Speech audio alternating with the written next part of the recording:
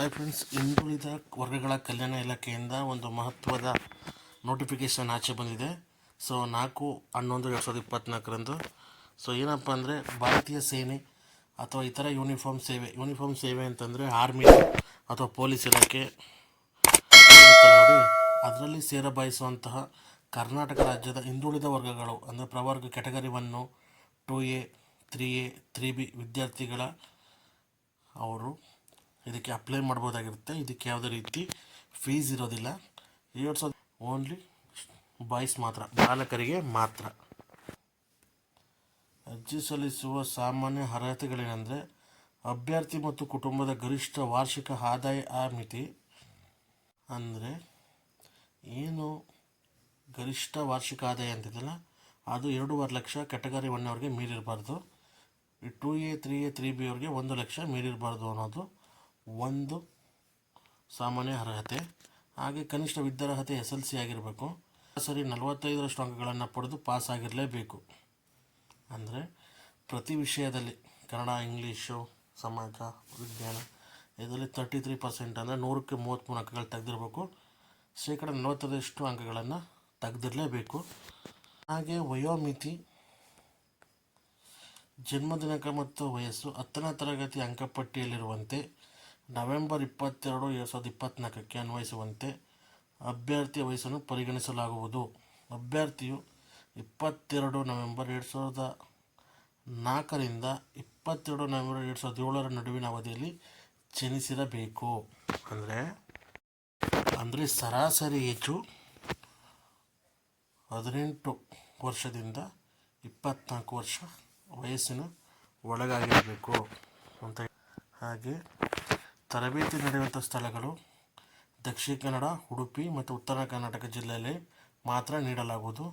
ಅಭ್ಯರ್ಥಿಗಳು ಸದರಿ 3 ಜಿಲ್ಲೆಗಳಲ್ಲಿ ಯಾವುದಾದ್ರೂ ಒಂದು ಜಿಲ್ಲೆಗಳನ್ನು ತರಬೇತಿಯಲ್ಲಿ ಆಯ್ಕೆ ಮಾಡಿಕೊಂಡು ಸದರಿ ಜಿಲ್ಲಾ ಹಿಂದುಳಿದ ವರ್ಗಗಳ ಕಲ್ಯಾಣಾಧಿಕಾರಿ ಕಚೇರಿಯನ್ನು ಅರ್ಜಿಯನ್ನು ಅಭ್ಯರ್ಥಿ ಖುದ್ದಾಗಿ ಅಥವಾ ನೋಂದಾಯಿತ ಅಂಚೆ ಮೂಲಕ ಸಲ್ಲಿಸಬಹುದು.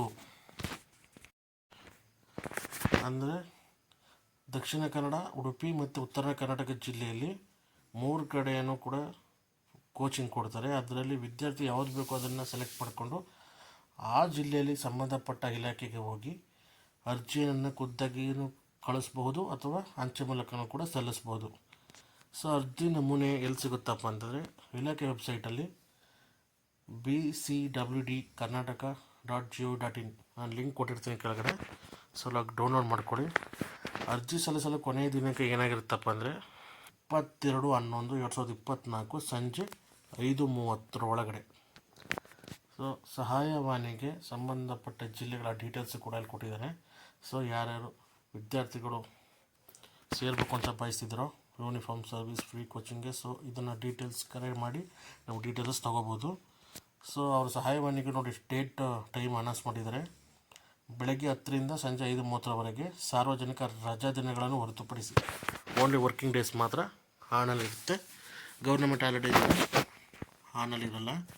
ಸೊ ಯಾರ್ಯಾರು ಸೇರಬೇಕು ಯೂನಿಫಾರ್ಮ್ ಸರ್ವಿಸ್ಗೆ ಅಂತ ವಿದ್ಯಾರ್ಥಿಗಳು ಆಸೆ ಪಡ್ತಿದ್ದಾರೋ 22/11/2024 ಒಳಗಡೆ ಸಂಬಂಧಪಟ್ಟ ವೆಬ್ಸೈಟ್ಗೆ ಹೋಗಿ ಅರ್ಜಿ ನಮೂನೆಯನ್ನು ಮಾಡಿಕೊಂಡು ಅದರ ಡೀಟೇಲ್ಸ್ ಎಲ್ಲ ಫಿಲ್ ಮಾಡಿ ಖುದ್ದಾಗಿ ಹೋಗಿ ಅಥವಾ ಪೋಸ್ಟ್ ಮೂಲಕನಾದರೂ ಕಳಿಸಿ.